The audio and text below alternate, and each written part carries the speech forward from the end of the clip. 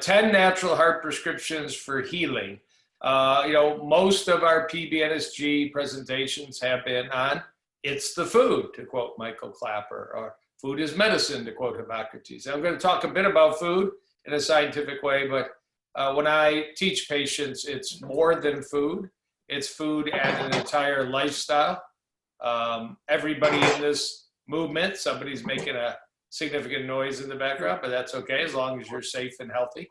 But I do believe that it's food plus, and we're going to go through some of that right now, 10 natural heart prescriptions. So the background of cardiology, if you look in the center there, when we started to understand what causes heart disease, and in this very challenging time of COVID-19, we still do need to worry about heart disease because people are still having heart attacks, and people with heart disease may be at more risk for the bad outcomes of COVID-19. So we learned from outside of Boston that there were certain diagnoses that made it more likely to develop heart disease, and they're listed there at the bottom. This is 1961, nothing new here. It was new in 1961. Age, male gender, high blood pressure, high cholesterol, whether you were a smoker, whether you had a diagnosis of diabetes, if mom, dad, brother, sister had an early heart attack, stroke, sudden death due to cardiac disease. I was going to say bypass surgery, but bypass surgery wasn't invented yet in 1961. Stents weren't invented yet. And then obesity. And so that medical model from 1961, and if my math is right, it's almost 60 years ago, is still what's taught in medical school. It's still what a doctor will make notations of in a medical chart.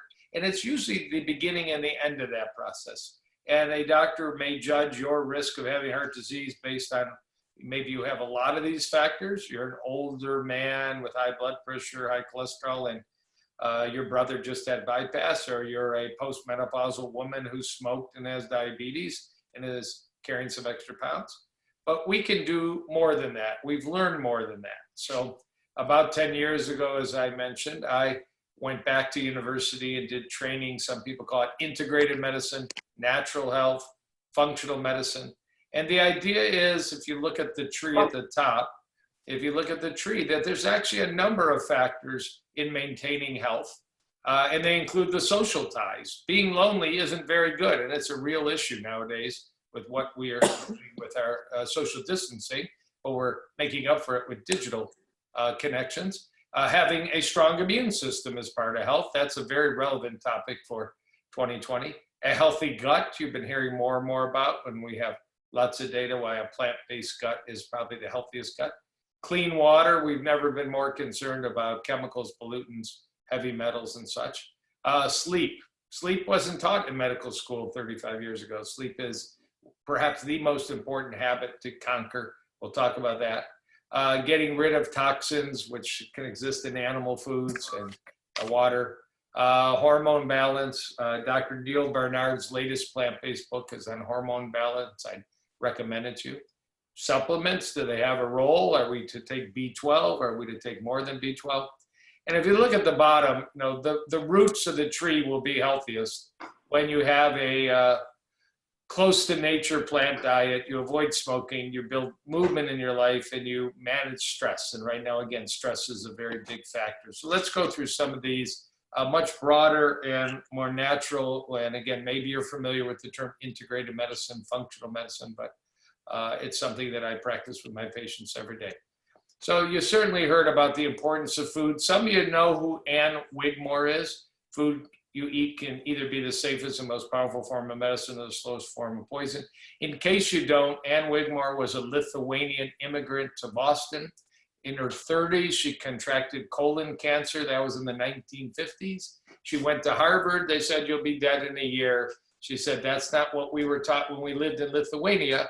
And she started adopting very, you might say, extreme nutritional approaches. She started eating only plants and juicing and growing sprouts, and developed a very natural approach to her cancer. Now, I'm not suggesting anybody not pursue their full cancer therapy, but there wasn't any cancer therapy when she was around. She was just going to die.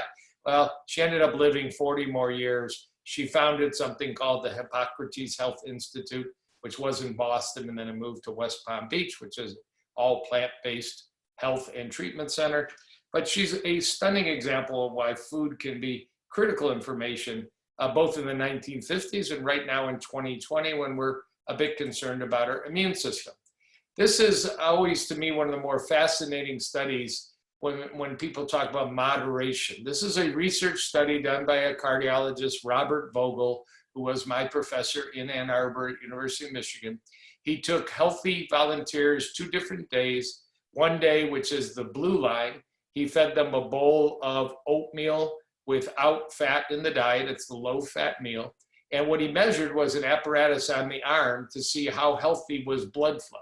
And if you look at the blue line for 7 hours, a bowl of oatmeal doesn't do anything to impact your blood flow because the blood flow in these people were healthy and robust. But if you look at the red line, that was literally a McDonald's sausage egg McMuffin. Dr. Vogel and his team went right down the street, picked up some McDonald's, brought it back to the research lab. And you can see how within an hour, but for 4 hours, worse and worse and worse and worse artery function. And then it takes a few more hours to come back to baseline. So when you hear that food could be poison, it's not theoretical, and it's not 20 years down the road. One poorly selected and constructed meal can have an impact on your arteries. It's really quite remarkable. And I'll show you a little data how this happens. But it's not to scare people that you can never veer from a perfect and rigid concept on your diet. But, you know, Dr. Michael Greger sometimes uses the example, if you hit your shin so hard that you get a big bruise, but you do that 3 times a day, you're never going to overcome the pain and the swelling. Similarly, when we eat poorly 3 times a day, which is what the bulk of America does, this is what's happening after every meal, and it'll not only cause some deterioration in artery health short term, that's when it starts to set in as the disease that kills more men and women in America. I just interviewed Dr. Greger in the last couple of weeks, and he changed his comment now to don't poke your arteries with a fork 3 times a day, meaning a fork stuck in fried food, a fork stuck in a fast food, a fork stuck in a plate of bacon, eggs, and cheese. So the concept is there, and it's fascinating how our body responds so quickly to what we put in it. If you look above, this is if you take a single egg McMuffin and add in hash browns, and this is the response of our immune system. In this case, releasing bad mediators, inflammation. That's what these fancy things at the left are, TLR2 and TLR4. But if you just look at 1 hour after eating a single egg McMuffin and hash browns, your immune system is responding in a very aggressive and unhappy way. So again, it's not to say that on your birthday, you want to have a slice of the cake, you need to be guilted out. But the concept that food is information, 1 hour in your body, and your cells are responding based on whether you put in whole foods of bright colors, full of fiber, vitamins, and nutrients, or whether you let the food industry choose for you, and particularly fast food industry choose for you, and you put in fats and sugars and chemicals and hormones and pesticides and such. So really, if the FDA, and they've got their hands full of all kinds of things now, we're doing their job. This is what they do with the entire fast food industry, but maybe we have to leave that to Dr. Fauci to make that happen or something, because it's been 50, 60 years. We've known a lot of this data, and we still have 2/3 of the calorie in America are the kind that do that immediate detrimental effect to arteries. Now, there is some interesting data, and I just go through this with you, that food can be a medicine for the good. This is a fascinating study, that graph in the middle. If you look at panel B, this is the same thing. They took healthy volunteers, they put an apparatus on their arm that measures blood flow, and they fed them a hospital hamburger. And if anybody's heard me speak over the years, I'm just absolutely outspoken how awful it is that we have a Wendy's burger shop in the middle of a university hospital in downtown Detroit, for example. Well, what happens when you eat a burger? If you look at where it says B and it says in small print burger, there's actually immediately, oops, I'm sorry, let me go back. There's immediately a major drop in blood flow from eating hospital food, in this case, a burger. But if you couple the burger with a salad, that was one part of the experiment, or you couple the burger with another whole vegetable called an avocado, you hardly get any harm. The point is, plant foods are very healing and protective, even when our diet isn't perfect. And as you know, some people need to make the change towards healthier diets step by step, slowly, slowly. And I'd always want you not to eat a hamburger and never to eat fast food and to never eat fried food. But anytime you eat a meal with a salad or with a green vegetable or with some broccoli, you've provided the body the antidote for a lot of the harm. So that's, again, how quick and really remarkable nature's garden is in terms of protecting our health. We talk a lot about heart disease, but one of the most remarkable studies done, and I'm always cautious, I don't oversell that plant-based diets treat all cancers, but for prostate cancer, we do know that if there's men with low-grade prostate cancer and the urologist says, we're just going to watch you, which is a very common approach to prostate cancer in its early stages. If you're put on what's called the Ornish lifestyle program of a low-fat vegan diet, moderate exercise, stress management, and group support, you can actually watch the prostate cancer shrink with the PSA going down, the prostate-specific antigen blood test. If you take the blood of a person in this study who is eating a low-fat vegan diet and you drip it on cancer cells in a petri dish, that blood kills the cancer cells 8 times more vigorously than the group that did not change their diet. And it completely changes the gene activity that favor that cancer is going to stop growing. So it's the kind of studies we need more data on. And we thank Dr. Dean Ornish from San Francisco for at least revealing to us that we know that this is a quick and dramatic communication between our plate and our very gene activity when we upgrade our diet to a plant diet. Does the same thing happen in heart disease? Do we actually change what our genes are doing when we upgrade our diet to a plant diet? Well, this was studied in 63 heart patients that were put on the Ornish, very low-fat, plant-based program along with group support and exercise. But if you look there on the third line, 26 genes at the end of 3 months and over 100 genes at the end of 1 year that are involved in healthier arteries and lower inflammation were activated when you ate a plant-based diet. It's not just that the arteries act better. It's not just that you might lose some weight. You're actually speaking to the very language of your body, which is your gene activity, which proteins are on, which proteins are off. So again, this idea that food is information, within an hour of eating poor quality food, within a few hours of adding in plant-based foods to poor quality foods. And these two examples in prostate cancer and heart were the best of diets, a complete plant-based diet, naturally low in fat, shows that how quickly we can actually turn our genetic activity into a more healthy and optimistic genetic outcome. So the whiter the bread, the sooner you're dead. That's a good one to remember in terms of fast food, processed food. Don't buy your gas and your food at the same building. A little warning about, again, processed food, fast food, hospital food, convenience food. And, you know, sales of Oreo cookies are skyrocketed the last month, which is unfortunately the wrong way to go if you want to maintain a healthy body and a healthy immune system. If it's from a plant, eat it. If it's made in a plant, skip it. And that probably includes the Impossible Burgers and the Beyond Meat burgers, which of course are made in factories and all, but they still are better for the environment and the animals than a beef burger.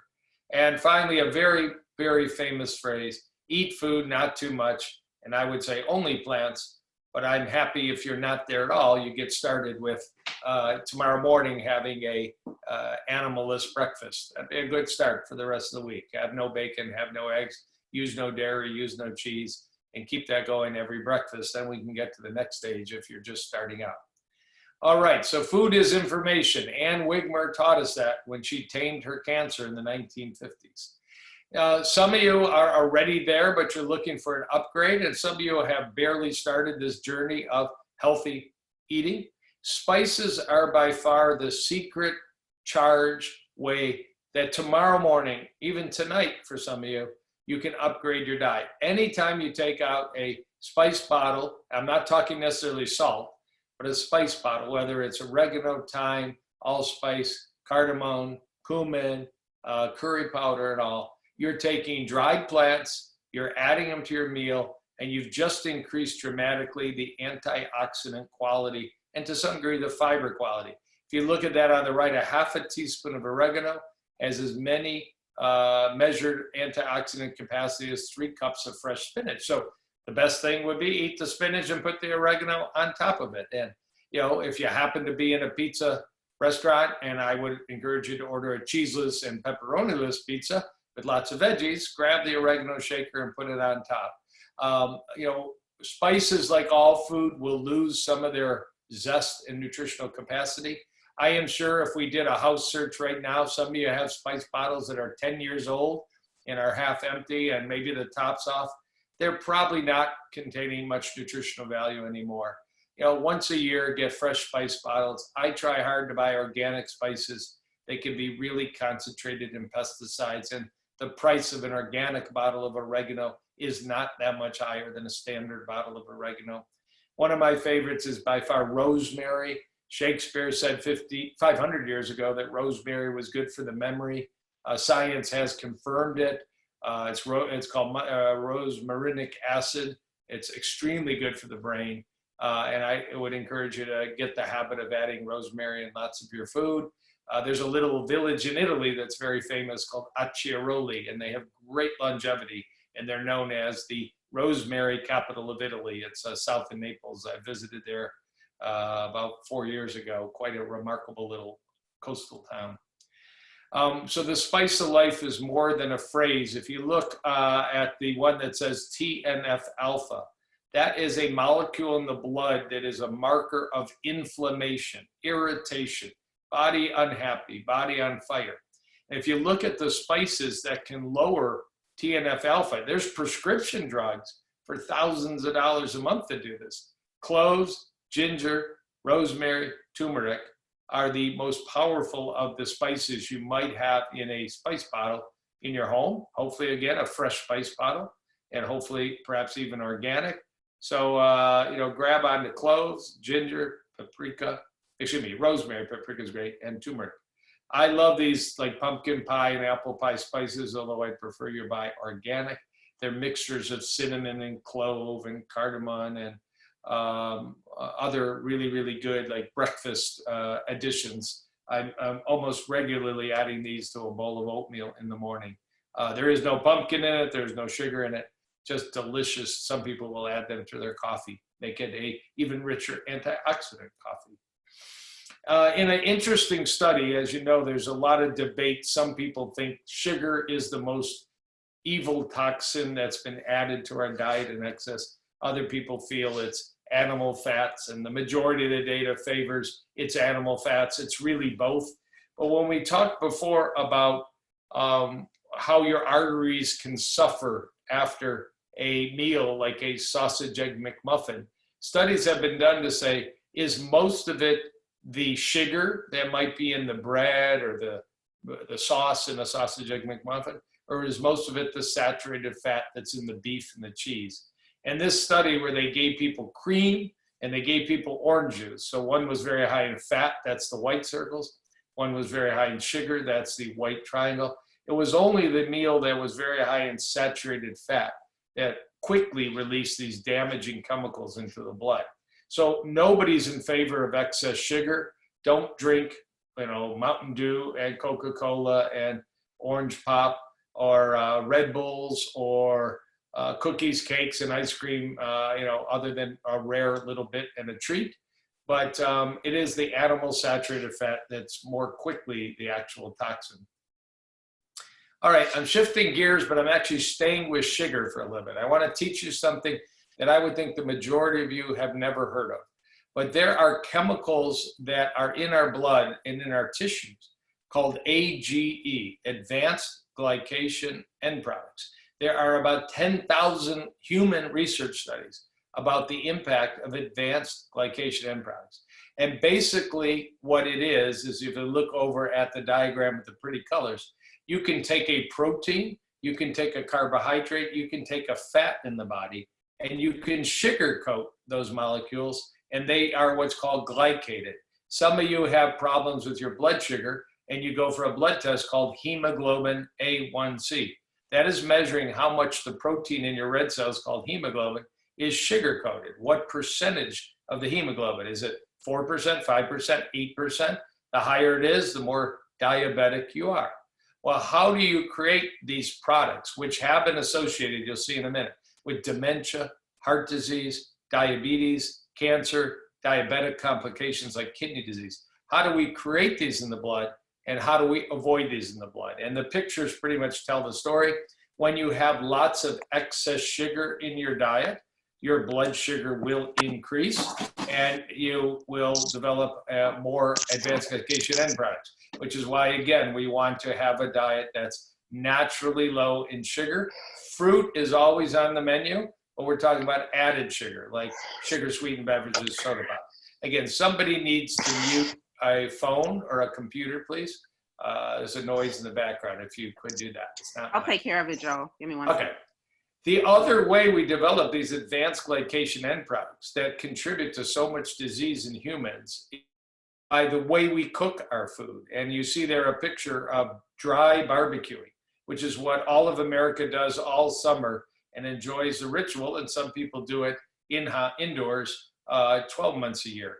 It turns out when you take a piece of food and you dry barbecue it, whether it's a chicken breast, maybe even a portobello mushroom, but particularly meats, you create a ton of these chemicals. And it isn't that one should never barbecue, but I am educating you on really hardcore science.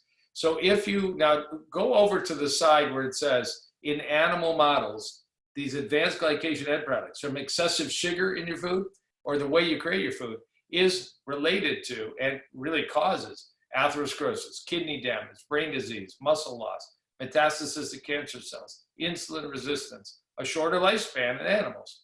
So if you look at this graph, somewhat right in the middle, it's a way of measuring how much advanced glycation end products are in food. There is a bar that says boiled chicken, 1,100. I have not had a piece of boiled chicken in 43 years, so I'm not suggesting you do that either. But if you look at the top, which is barbecued chicken, it's multiples higher of advanced glycation end product. It's actually the process of the way that the food is cooked. It's the chemical reaction. It's called the Maillard reaction or caramelization, that when you take a chicken breast boiled, when you just broil it, or when you actually barbecue it and you get it all black and crispy. The same thing actually happens with a piece of bread, that a untoasted piece of bread has a very small amount of advanced glycation end products, but a toasted piece of bread has more, but it's very, very low on the scale compared to when we're talking about meats. Meats, cheeses, and eggs are naturally high in these advanced glycation end products and get really, really high when you barbecue them. Plant-based foods, if you look at the very bottom, an apple, a tomato, popcorn, sweet potato yam, oatmeal, forget the human milk. None of us are drinking human milk after we're 12 months old, likely. But plant foods are naturally very low in these products. As I say, you probably do take a portobello mushroom that you're barbecuing and create a bit more of these products. It turns out in I do have it here, that when you keep food moist when you're cooking it, for example, if you are going to barbecue, this has been studied at New York University by one of the most famous professors of food science. So it sounds a little hokey, but if you are going to barbecue your portobello mushrooms and you'll marinate them in lemon juice, vinegar, or there's actually more recently been a study in dark beer. If you will barbecue your portobello after marinating it in beer, lemon juice, vinegar, marinades, you almost completely block the formation of these advanced glycation end products. Yeah, and there's Professor Helen Vlasara is really the world expert on this. She's published many, many things. Now, it turns out this also works for meats. You prevent some of this development by moist cooking. So broiling, boiling, steaming, and it's true of the foods. We so often are using our Instant Pot, or we're steaming, and we're just creating the optimal diet. But it's just a word to the wise that the very way you cook your food actually is a serious piece of science that you probably hadn't thought about before. And again, when you're eating plant-based, you're naturally protected from most of this. Potatoes are great. You turn them into French fries. They have a tremendous amount of these advanced glycation end products from the frying process. It wouldn't be true in the air fryer, but it's true in the crisping and the caramelization that occurs when you put them in a typical poor quality industrial oil fryer. Okay, shift a little bit. This might be even in line with talking about coronavirus. And this is in this how to maintain your health, food plus kind of talk in the evening.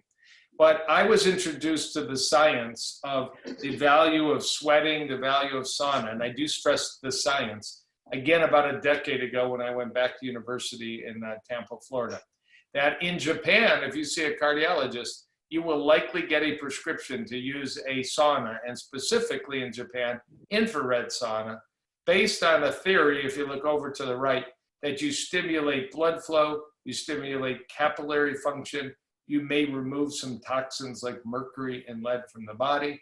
And there are over 30 published scientific studies that heart patients in Japan that are treated with all of the treatments, but that infrared sauna is added.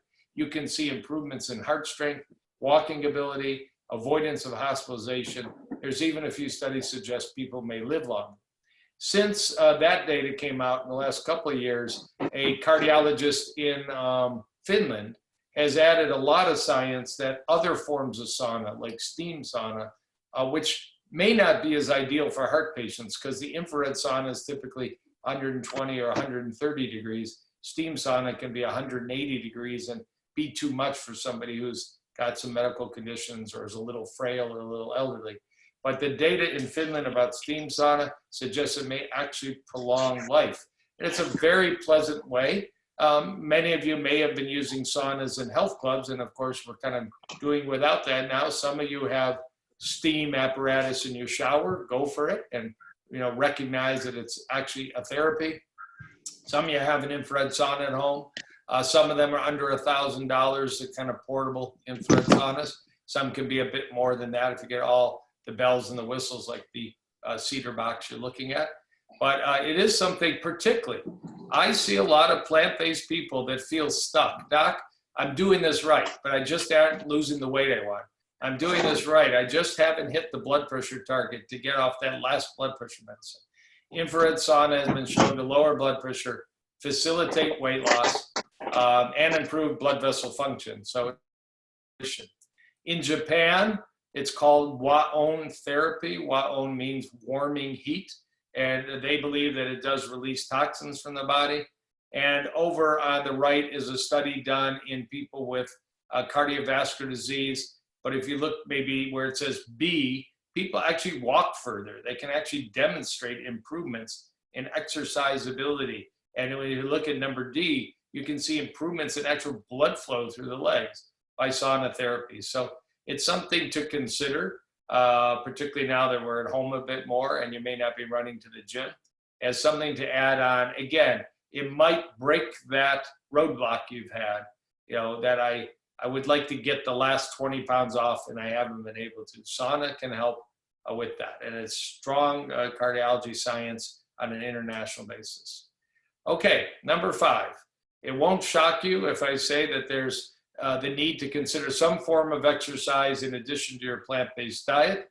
If you look over on the purple on the left, and it says fitness level, the data is overwhelming that maintaining your fitness, maintaining your ability to climb stairs, walk fast, or maybe go to the gym or your home gym and thrive, is associated with a longer life free of disease. No controversy at all.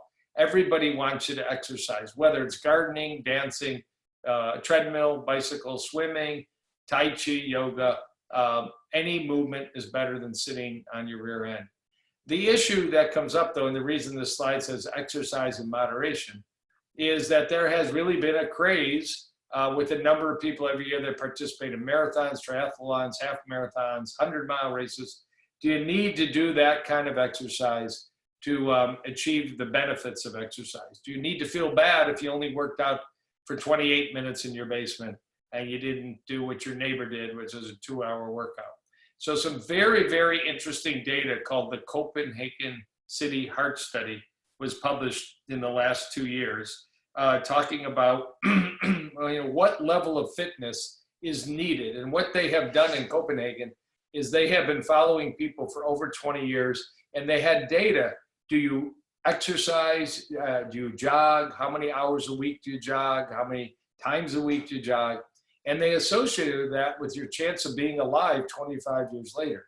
And if you look at it, there are non-joggers that have a relatively high risk of dying during follow-up, because we know that lack of physical activity is a risk for not living a long and happy life. But if you go over way to the right, the people that exercise the most were actually not the group that had the lowest mortality. It actually was those green bars, the moderate group. I'm not talking to anybody out of working out. If you like working out 90 minutes a day, God bless you. If your knees and your hips and your heart can do it, do it. But I like to present this data that if you can get in 30 minutes, 5 times a week, that's 150 minutes a week, which is what the American Heart Association suggests for moderate exercise, so you can exercise and talk, but you're a little breathless. 30 minutes 5 times a week is absolutely in the sweet spot of this Copenhagen study. Very interestingly, they published other data just recently that exercising in a group setting is even more beneficial than exercising alone. Now, all of us are a bit challenged by that right now because of social distancing, but hopefully when the world gets back to normal, just like the plant-based nutrition support group has shown us so quickly how finding a support group for nutrition activities can profoundly change life. It's true in fitness too. But the point of this is not to take an excuse. It sounds like the doctor says I don't need to exercise. Not at all. But if you can get 20, 30, 40 minutes, that is really the sweet spot. And if you're training for something and your whole life is about running and marathons, go for it. But for the rest of us, it's just reassuring to see that exercise is like a dose of medicine, and more isn't always better. But the last thing on this slide is how sitting all day long is clearly a bad choice unless your health gives you no other option. That your HDL cholesterol drops by sitting. Your insulin resistance goes up by sitting. That actually your metabolism and your calorie burning slows down by sitting. So I am standing as I'm talking to you. I have standing desks in every part of my house, in my office. I spend about half a day standing. Very rarely do I sit through a whole hour. If you're at a conference, if you're watching this right now, get up, stand, move around, pump your legs a little bit. Every little bit of movement helps. Okay, number 6 is a really interesting piece of science that's been around for about 25 years. If I said, have you ever heard of Tabata? Some of you will say, I know what Tabata is. I used to go to the CrossFit gym before the lockdown. And the first 10 minutes is called a Tabata workout. Tabata is a Japanese cardiologist, Dr. Tabata. And 25 years ago, he asked the question, you've got 8 minutes to exercise or 45 minutes to exercise. Can you get the same benefit from 8 minutes as 45 minutes? And he designed a study where you went on the elliptical or the Nordic track or the treadmill for 45 minutes, like you see everybody in the gym reading their GQ magazine or their Shape magazine, sweating, but not exactly pushing it to the limit. But he designed an 8-minute exercise called high intensity interval training, or people call it the Tabata program. And what he showed it was just as much gain by really exercising hard for 30 seconds, slowing down for 15. Really exercising hard for 30 seconds, slowing down for 15. And doing this for 8 minutes or 12 minutes, high intensity interval training. Some people shouldn't do it because their hips, their knees, their heart, and other factors, their medications don't let them do it. So just ignore it. But the idea of a cheetah, just burst of energy, slowing down, burst of energy, is actually a very science-proven way to do this. If you look at the science graph there, that shows interval training, IT, are the black circles, and endurance training is the white circles. There was the same gain, the same benefit, the same increase in training your muscles with an 8-minute versus a 45-minute exercise. This data has been reproduced by the scientist Dr. Gabella in McMaster University in Hamilton, Ontario. And that's what's led to so many of these apps. Like this is the New York Times app, how to do a 12-minute workout with a little break in between various exercises. Something you can easily look up on the internet now, a high intensity interval, 8, 10, 12 minutes. It's not something to do every day. Most days you need that 30 minutes on an elliptical, on a bicycle, on a treadmill, on a rebounder, or on your yoga room, whatever you're doing. But when we get back to rushing to the office and you've got 15 minutes to work out, don't skip it. Just turn it into high intensity interval training. All science-backed findings that you might not be aware of.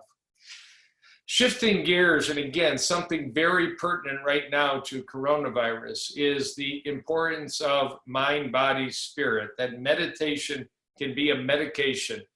We know this if you've studied at all, the research of Dr. Dean Ornish, who was very influenced by Eastern spiritual practices and a guru named Satchidananda. And he introduced meditation and yoga into his heart disease reversal program, the Lifestyle Heart Trial that was published in 1990. Had a profound impact on my career. One of my favorites, though, and I encourage you to look at meditation, look at breathing. It could be music. It could be a spiritual practice. It could be prayer. But right now, we all need tools to help us. There's a very interesting form of, we'll call it meditation, that has been researched in Tucson, Arizona, at something called the Alzheimer's Prevention Institute. And it is called the Kirtan Kriya Meditation. And what it says there in that box is the latest UCLA research. This is a 12-minute breathing exercise that was developed in an ancient Indian practice, but refined by a neurologist who specializes in Alzheimer's. And he would, let's say the example was, your elderly parents have Alzheimer's and you're the caretaker. That's a very stressful situation. It ages you. Dr. Khalsa is his name, would teach these high-risk stress family members of the children of people with Alzheimer's how to do this 12-minute meditation. He would measure their hormones like cortisol. He would look at their inflammation, C-reactive protein. But he actually would take them from Tucson to UCLA and do PET scans and other brain scans and measurements of their gene activity. And what he showed in about 25 publications that I think are fascinating is that 12 minutes a day of what's called the Kirtan Kriya meditation, KKM. I have a podcast called Heart Doc VIP. Last week's podcast was about the Kirtan Kriya meditation.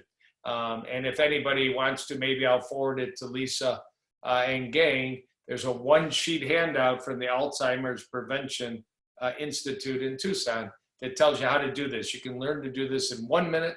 You can do it every day. It's a little odd if you've never meditated and chanted. There's no secret code. It's not religious, but you're actually embracing some of the most interesting research about how to optimize your brain, how to optimize your spirit, how to optimize your stress levels. In a different form of meditation, this says meditation after myocardial infarction or heart attack. Dr. Robert Schneider took 450 people who had had a heart attack and taught half of them a different kind called transcendental meditation. You've heard of that from the Beatles and Howard Stern and Jerry Seinfeld, where you spend 20 minutes twice a day and you have your own private individual mantra and you have this mindless mind. But what he showed was if you've had a heart attack and you learn how to do transcendental meditation, in the next 5 years, your risk of another heart attack went down 48%, which is actually more than a medication, and it's more than bypass and angioplasty. When you get a mind-body tool, you have really conquered something that can help you deal with stress in a very productive and healthy way. And as Dr. Schneider says in that box, you also have lower blood pressure. And some of you are trying to get off that last medication. You're eating plant-based and it's colorful and it's healthy and it's whole food and you've dropped some weight, but you're still on that last water pill or that last ACE inhibitor. So meditation, and I would suggest you look at this Kirtan Kriya meditation. It's very, very easy. I have a sauna in my house, and I usually take 12 minutes to do the Kirtan Kriya meditation, and I call it saunitation. It's like cleaning out everything. I'm sweating, I'm chanting, my mindless mind, and it's a very simple practice, whether you have a sauna or not. Getting there, we're on 8 out of 10. 20 years ago, if you told somebody that that their toothpaste was causing them to be ill, you'd be called a tree hugger or some kind of hippie or whatever. But standard medicine has now embraced that we have created, unfortunately, an environment of cleaners in our kitchen, cleaners in our laundry room, cleaners in our garage, toothpaste, air fresheners, facial lotion, perfume, mouthwash that are packed with chemicals from the industrial standpoint that are doing harm. Some of you will know the term endocrine disrupting chemicals, EDCs. You can find them in Crest and Colgate and Scope and Listerine and your face cream and your Glade air freshener.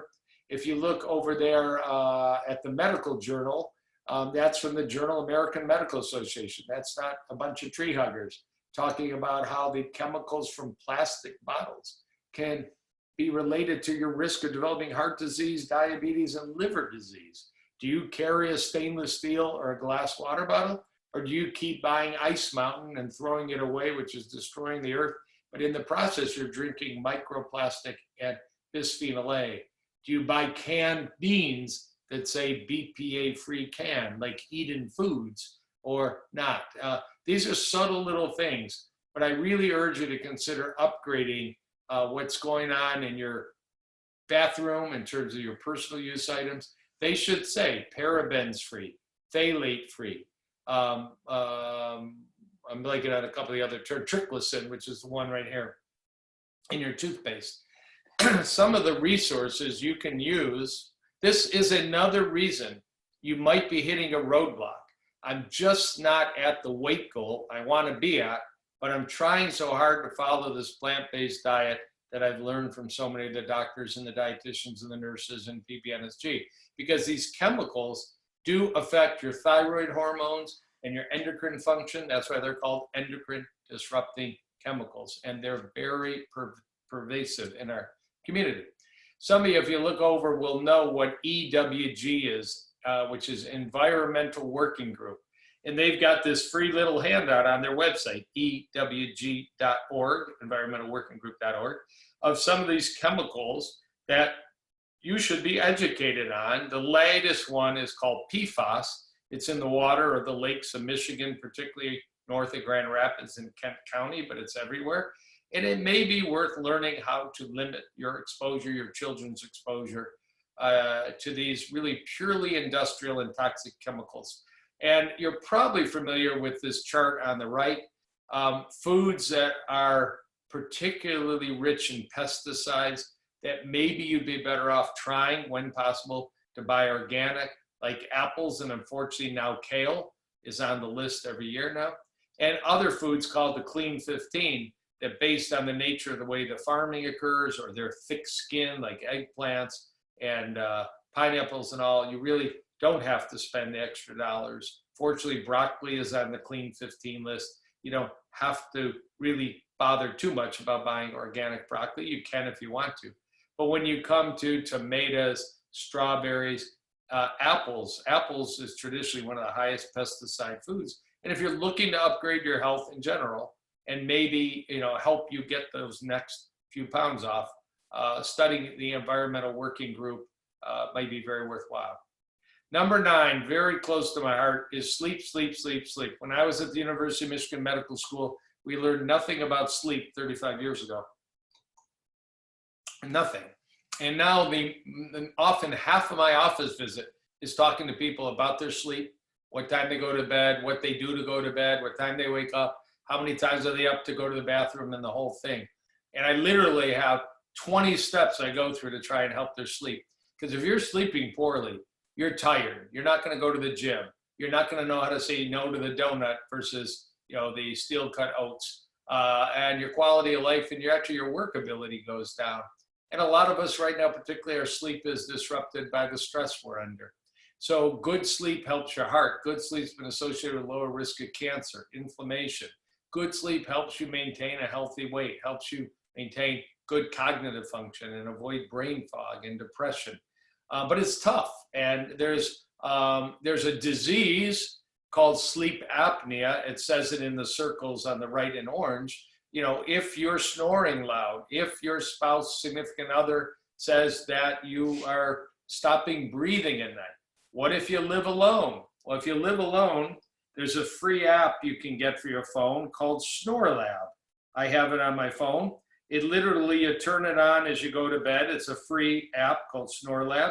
It records your noises all night long, and it actually analyzes them in a pretty accurate way. It's not a sleep study, but it's a cool little screening called Snore Lab.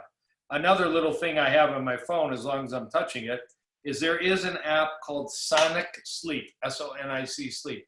It makes white noise all night long from your phone. And if you're a light sleeper, a little white noise in the background, just a little buzzing noise can be very calming, particularly if you have dogs or cats that are moving around. A little white noise in the background. It could be just a little fan running. It could be Sonic Sleep app. I find that very useful. I use it personally a lot. But, getting off electronics and taking a hot bath and using magnesium like Epsom salts in your bath, or taking magnesium as a powder before bed. We'll talk about that in a minute as we close down. Right now, I'm a big fan of melatonin. There's data that melatonin impacts your immune system for a positive, for making your immune system more robust and more reactive. And a professor in Virginia that I follow and train with is advising in this current virus situation, we think about 1 milligram of melatonin at night, not just for sleep, but for our immune health. But adding more quality sleep to your life lowers your risk of heart disease. Study after study after study shows it. So if you really want to be bulletproof, eat your broccoli, eat your kale, eat your Swiss chard, get your exercise, maintain your body weight, but put 7 hours sleep on the map, because that's also statistically and scientifically a way we avoid heart disease and a way we can achieve our more optimal weight. And then the last one, because I said there'd be 10, and this is number 10, is there a role for supplements? We'll agree, and I'll show you in a minute, that B12 is advised by almost every plant-based doctor that's out there. Small amounts every day, larger amounts once a week. I am a big fan, I already mentioned it, of magnesium. I'll show you why in a minute. But as a heart doctor, magnesium has tremendous beneficial effects on our cholesterol, on our arteries to let them make more nitric oxide, on our platelets to not clump up and cause clots, on our skip beat potential or arrhythmia potential, on the amount of potassium we have in our blood. And you can achieve, with adequate magnesium in your diet, lower blood pressure, more regular heart rate, less menstrual cramps, less migraines, less muscular tension, less tension in general. Sometimes people find they urinate less at night with magnesium, and certainly if you're having leg cramps and leg pains at night, magnesium is the first step. Well, why don't we just get it from our food? And I encourage you to do that. But if you look at this chart from the Nutrition Security Institute, what it says, if you look in 1914, the average apple in America, average standard medium apple, had 29 milligrams of magnesium in 1914. In 1992, that was 5 milligrams. Why? Did the apple change? The apple didn't change, the soil changed. Farming changed. Soil quality changed. Topsoil changed. There's less nutrients in the soil. There's no way an apple gets nutrients unless the soil is rich. So it's a problem that it's still a great idea to eat an apple or 2 or even 3 a day for the fiber and for the quercetin and for the hydration and for the nutrition we get. But we can't depend on it like we used to 80, 90 years ago, and it's probably worse since 1992. The chart that says organic versus conventional, if you look under magnesium, because most farming practices in the organic world are a bit closer to nature, there's more magnesium in beans that are organic than conventional. there's more magnesium in cabbage that's organic than conventional. If you have the luxury and the price point to buy some produce that's organic, or to better yet, grow it in an organic manner in your backyard, if the governor will let us get some seeds in the state of Michigan, grow, if you look at spinach, it's 6 times more magnesium in organic spinach than conventional spinach. And it's almost 15 times more for tomatoes and all. But, you know, if you can't, you can't. Still eat the produce. Don't sweat the small stuff. But I do want you to consider the, you know, great importance of magnesium. And you can buy powdered magnesium to put in water and take before bed. It's called natural calm. It's very inexpensive. There's magnesium capsules, there's magnesium sprays. I would say almost every patient in my practice is taking extra magnesium and sleeping like babies and feeling less stressed. Now, you know, B12, B12, B12. We've got one study in the last 3 months that suggests super high doses of vitamin B12 might possibly be a detriment, but we're not talking about necessarily super high doses. We can't make B12, plants can't make B12, animals can't make B12, bacteria make B12 for red cell production and for nerve and brain health. And we don't want to risk you know, our health in the heart mode or in the brain mode by becoming vitamin B12 deficient. I have drawn 10,000 B12 levels in the last 5 years for sure. It's quite uncommon, but I see it, severe deficiency in B12. And frankly, it's so easy to fix and it's so fast that people feel better. If you take it sublingually, you'll absorb it right under your tongue directly in the blood. If you take it orally, it has to go through the stomach and the intestines. It's a little bit more complicated. Listening to this. Again, a little noise in the background. If somebody could turn off their microphone, please. But I would encourage that. So overall, we've talked about really a spectrum that is always going to be based in rainbow-colored foods. Sometimes there's an advantage to organic when the budget allows, or our backyard garden. Building in movement, whether it's high-intensity movement, walking and standing. Stress management, the Kirtan Kriya meditation is my suggestion. Obvious no smoking, great attitude, sauna when it's an option, targeted supplements, B12 for sure, maybe consider a little magnesium if you're not sleeping well, if you're feeling stressed. Take an Epsom salt bath. That's nothing but magnesium that gets in the skin. And then on the negative side, learning how to avoid some of the toxins. When you buy organic on occasion or grow in your own backyard, you'll be avoiding some of the GMO exposure from Monsanto seeds and such. And I just threw in worrying a little bit about air quality. There's actually been a few studies right now that sunshine and open windows may be actually a good home strategy to reduce the risk of coronavirus. That's in one scientific study this past week. I think that is, yeah, that is the last of the slides. And I am more than happy. It is exactly an hour. I don't apologize for that. That was kind of my target. I don't know. I did get one question before this that was sent to me. I don't know, Lisa, if you have others. The question came up about plant eating and bone health, plant eating and osteoporosis. So in general, the data is that people that are eating largely or only plants are not sacrificing their bone health. We're at least on par with the general public. And there is even some data we might be slightly advantaged. But you want to get a calcium-rich plant diet, which are going to be largely leafy greens. Swiss chard is the king and queen of calcium in a leafy green, but broccoli and kale and spinach, and actually spinach has a lot of calcium. It doesn't really release it very easily into our body. Arugula and peas and beans. There's lots of calcium. If you're drinking some of the plant milks, many of them are fortified with calcium. Some of your plant yogurts are fortified with calcium. In general, you don't need to worry, you're getting enough. You do want to think about vitamin D. The best food for vitamin D is mushrooms. Some of the plant-based milks are fortified in vitamin D. Now, some plant-based medical doctors, I'm one of them, draw vitamin D blood levels. And if you're low, we'll suggest you consider supplementing with a vegan vitamin D. But not everybody's low. And some of you live in areas where there's a lot of sunshine. We had a lot of snow today in Michigan. We didn't get much sunshine, so it wasn't a good day to produce vitamin D naturally. You want physical activity and weight bearing for your bones. You want to not smoke. There's data that smokers accelerate bone loss. There's data that more than a drink of alcohol a day may accelerate bone loss. You want good sleep. There's data that people that are insomniacs and sleep apnea may accelerate bone loss.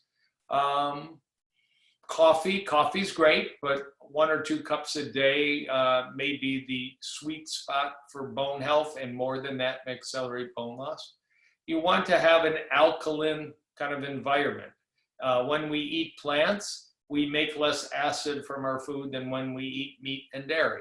So by nature, a whole food plant diet more favors bone health by the fact that you're promoting pH balance a little bit more towards the alkaline side. Any others, Lisa? Yep, Dr. Kahn, we have a couple questions about magnesium. A couple people want to know how much magnesium is recommended in a supplement.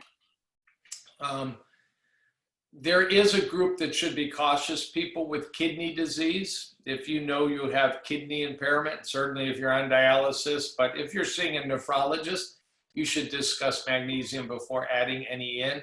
Magnesium is filtered through the kidneys, and it's possible, it's rare, but it's possible to take too much. Generally, and I've given thousands of people magnesium, 200 to 400 milligrams. So if you went to your, in the days of a month ago, to your Rite Aid, your CVS, your Walgreens, you can buy a little jar called Natural Calm, C-A-L-M. And if you take 2 teaspoons in water, like they recommend, that's 325 milligrams of magnesium before bed. And a lot of people sleep better and sleep more calmly. That's an example. You can go in a vitamin shop and buy capsules that are 200 milligrams of magnesium, and you can take 2 of them before bed. You might not want to go much higher, but I know some people that go a little higher, and it helps their blood pressure and it helps their calm. So that's about the range. All right. And a couple people want to know about aspirin and COVID infections. What do you think about aspirin therapy? I just show you, I forgot. I do have, if you're still able to see, that just, I happen to have a bottle sitting there.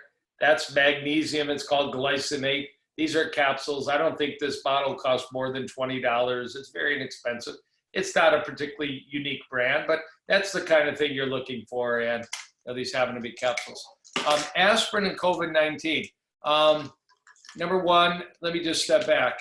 In late 2018, 3 gigantic scientific studies were published in September 2018. Does the average 50-year-old need to take a baby aspirin a day? And the study in thousands of people said there's a little drop in heart attack and stroke. There's a little increase in stomach bleeding and brain bleeding. We didn't find any consistent advantage. The second study was the average 70-year-old. Do they need to take an aspirin? The study was the same. And the third study, does an average diabetic patient need to take an aspirin?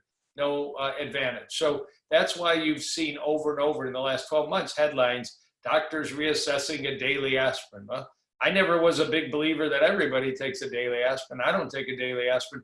Heart patients should take a daily aspirin if they've had a heart attack, a stroke, a stent, a bypass operation. These 3 new studies didn't address stent, heart attack, or bypass patients. Nobody questions that. Now, in this COVID-19 era, there's come some new data from the intensive care unit that if you're sick enough to be really sick, ventilator intensive care unit, blood clotting is becoming a problem. And aspirin isn't really the solution. It's heparin, and it's even more powerful agents than heparin. Do we have really any reason to believe that you're worried you could get the virus and maybe it'd be an advantage to be on aspirin in terms of blood clotting? I mean, that is speculation, and I'm not teaching my patients to add an aspirin and if they don't need one for other reasons. Okay. A couple people want to know, are you willing to share your slides? Yeah, I'll be happy to send them to you, Lisa. All right. And is nutritional yeast a good source of B12? It's good, of course, and I love nutritional yeast, and pretty much all of us generally love nutritional yeast. Is it good enough is the question. All I tell you, I don't know if it's $10 or $15 to get a B12 level done in your blood. If you want to buck the system, and say, I don't want to take a supplement. I'll try and get my B12 from supplemental plant milk and nutritional yeast. You're not going to develop pernicious anemia overnight or brain disease overnight. Just get a blood level. If you've been doing it for 3 months, make sure your vitamin B12 level is not in the gutter and super low, because it does risk your brain health long term, and I wouldn't suggest it. There are certain members of the plant-based community, not too many of them that are doctors, that have shown their blood work and they have a very robust B12 level by concentrating on things like like nutritional yeast. Okay, there's a couple here in the chat. Should any high protein plant food like tofu not be dry cooked at high heat in the air fryer? No, I think it's fine. That tofu in general, soy is something I think I spend, 10 minutes every visit with my patients, re-educating them about soy, edamame, tempeh, organic tofu as a health food, even organic soy milk as a health food. The science is crystal clear. The meat industry has greatly confused the public to make it sound like you're going to get breast cancer and prostate cancer and man boobs and all the rest, where actually the science is that soy in the body works as an anti-estrogen. We call it a phytoestrogen, a plant estrogen, but if you actually read how it works on the receptors, it works very much like the drug tamoxifen, and it blocks estrogen, and it lowers breast cancer risk, and it doesn't cause erectile dysfunction or man boobs. It's an amazing source of fiber and protein, and it's a great nutritional food that actually also lowers your cholesterol. But in terms of your question, if you want to put it in an air fryer, it's going to be tremendously healthier than putting, a piece of chicken on the barbecue. And at the end of the day, we have to eat. So I'm totally cool with you putting tempeh or tofu in an air fryer. All right, last two things here, Dr. Kahn. One, everyone would like that one page of the meditation you spoke about. So if you could send us that along with the slides, we'll make sure everyone gets both. Cool. And finally, final question about intermittent fasting. A few people have asked about, what do you think about fasting? Yeah, so I'll give you, maybe I can have Lisa set up a lecture during this series, because I lecture all over the country about fasting, and I've written a lot about fasting. There's the religious fasting. I think Ramadan starts today or tomorrow for the next month, and I honor everybody in the Muslim faith that can manage to not eat during sunrise and only eat before and after the sun is up. A very challenging thing, particularly in the middle of June and July, and Jewish holidays that we fast, and we just got through Lent and all that. But the problem with obesity, the problem with the diseases related to obesity have caused tremendous interest in fasting. Plus, if you look at animal experiments, the most uniform way to help an animal live longer, and a lot of us are interested in anti-aging and extended lifespan, is actually to drop calories and cause an animal to fast. So the science for the past 25, 30 years, Dr. Walter Longo in Los Angeles, a colleague of mine, is very clear. So what do you do? Number one, when you're eating a whole food plant-based diet, you are generally eating less calories every day than the average American. In some sense, you're doing calorie restriction by the fact that plants have less calories per serving than animal foods on average. And you've learned that from teachers like Chef AJ and Dr. Furman and such. So we're doing a form of calorie restriction as it is. If you're not hitting your weight goals, you might, number one, use time restricted eating. You might want to eat in a 10-hour window, and from 9 a.m. to 7 p.m., that's your eating window. You don't eat before 9, you don't eat after 7 p.m. That's called time-restricted eating. There's some good science to it. And for most people, it's a pretty easy thing to set some rules. The last is really fasting. Fasting is 36, 48 hours or more with very low calorie intake. And there are, the tradition of True North and Doug Lyle and Dr. Furman and doing water fasting. That has to be medically supervised if you have any health issues, because you can run into real problems with hypoglycemia and other issues. I'm a fan, and if you've never heard of it, Dr. Longo, a scientist in Los Angeles, has a 5-day program called PROLON, P-R-O-L-O-N, which is a plant-based 800 calorie a day program that has more science and more NIH research funding than any other nutrition program in the history of the United States. And it induces a little stress on the body, a little what's called ketosis on the body, and you can see inflammation drop, and you can see fat around the belly drop. So I think fasting is around to stay. If you just want to say 1 day a week, I'm going to cut my calories back, you may enhance your blood sugar control, your waistline, your inflammation. There's something in England very popular called the 5-2 fast. You take 2 days a week and you cut your calories down and eat just a couple really tiny meals. Make sure you're not a brittle diabetic. You shouldn't be fasting if you're a brittle diabetic without your doctor's input. So you've got these options: time restricted eating, 10 hours a day, 14 hours a day you don't eat, the 5-day PROLON, P-R-O-L-O-N fasting program, and any other way you want to do it. But it can be a solution to get you to where you want, feeling better, feeling lighter, lower blood pressure, and all the rest. All right. I think we are going to stop here because of the time. I thank everyone for coming on. Dr. Kahn, do you have any final words? I'm sure you'll be back as another part of our upcoming series. The only thing I regret is I didn't get a couple one-liners from Paul Chaplin, the founder of the Plant-Based Nutrition Group, to kick this off. He's far funnier than me and much better looking with those blue eyes, but hopefully at some point we'll see him back at a live PBNSG meeting in suburban Detroit and greet him back from his shelter in place in Florida. But thank you for inviting me, and I think this is great that we're doing this. And anybody wants to ask questions, just email the group, and I'll keep answering questions for the next week if you have them. Yes, thank you so much, Dr. Kahn. You guys be sure that you are registered for our next educational series, which will be the same time next Wednesday. We'll have our culinary team on. Vicki and Michelle will actually be going over batch cooking live from their own kitchens. So make sure you go to pbnsg.org and register for that culinary education class next Wednesday at 7 p.m.